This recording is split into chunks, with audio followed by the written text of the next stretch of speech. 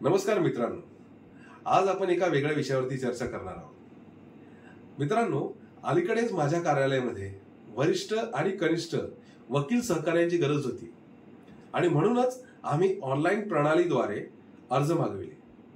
मित्रांनो, शेकडो अर्ज आलेत। त्याचा अनुभव मी आपल्यासोबत शेअर करणार आहे।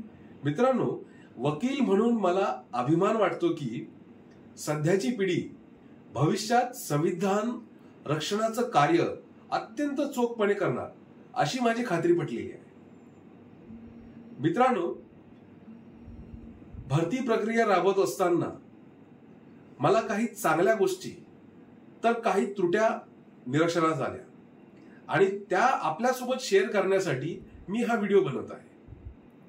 याचा फायदा कदाचित तरुण विद्यार्थ्यांना सुद्धा होईल। मित्रांनो, मुलाखतीस येत असताना काही गोष्टींची काळजी घेणे फारच महत्त्वाचे आहे। उदाहरणार्थ, मुलाखतीस येत असताना सर्वप्रथम आपला वकील म्हणून ड्रेस कोड हा ब्लॅक अँड व्हाईट असणं गरजेचं आहे। दुसरी गोष्ट, आपले शूज ब्लॅक असणं गरजेचं आहे, त्यामुळे आपले चांगले इम्प्रेशन पडते। शूज आणि ड्रेस कोड महाग असण्यापेक्षा ते स्वच्छ आणि नेटनेटके असणे गरजेचं आहे। दुसरी गोष्ट म्हणजे आपला सीव्ही मध्ये आपण काय नमूद करावं आणि काय नाही केलं पाहिजे याची खूप काळजीपूर्वक नमूद आपण केले पाहिजे। मित्रांनो, सीव्ही मध्ये शैक्षणिक माहिती नमूद करत असताना ती वार्षिक क्रमानुसार नमूद करणं गरजेचं आहे। कार्याचा अनुभव नमूद करत असताना ती सध्याचा कार्याचा अनुभव, आपण सध्या जिथे काम करत असू तो प्रथम क्रमांकावर मांडणं गरजेचं आहे। त्यानंतर उतरत्या क्रमानुसार माझी कार्याचा अनुभव मांडणं गरजेचं आहे। मित्रांनो, शेवटची आणि महत्वाची गोष्ट म्हणजे सीव्ही बनवत असताना ऑनलाईन प्रणालीचा उपयोग फार कमी करावा।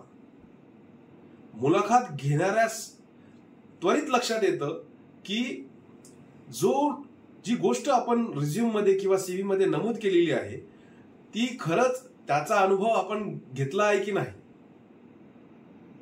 मित्रांनो, मुलाखत घेणाऱ्याला त्वरित लक्षात येतं की तुम्ही जे सीव्ही मध्ये किंवा रिझ्यूम मध्ये नमूद केलेलं आहे याचा खरोखर तुम्हाला अनुभव झालेला आहे की नाही। जर तो झाला असेल तर ठीक, नसेल झाला आणि ते जर तुम्ही सीव्ही मध्ये नमूद केलेलं असेल तर याचं फार बॅड इम्प्रेशन आपल्या मुलाखतीमध्ये पडतं। मित्रांनो, ह्या गोष्टीची आपण नेहमीच काळजी घ्याल। सीव्ही बनवत असताना एआय किंवा कॉपी पेस्ट करणं टाळलंच गेलं पाहिजे। आपला जो प्रात्यक्षिक अनुभव आहे तोच त्यामध्ये नमूद करणं गरजेचं आहे। मित्रांनो, हा जो माझा अनुभव होता तो आपल्यासमोर मांडण्यासाठी मी हा व्हिडिओ बनवला आहे। तरी तरुण मित्रांना याचा नक्कीच फायदा होईल आणि भविष्यात त्याची ती काळजी घेतील। अशा प्रकारे अनेक विषयांवरती आपण चर्चा करूयात आणि त्यासाठी आपण नेहमीच संपर्कात राहू। आनंदित राहा। धन्यवाद।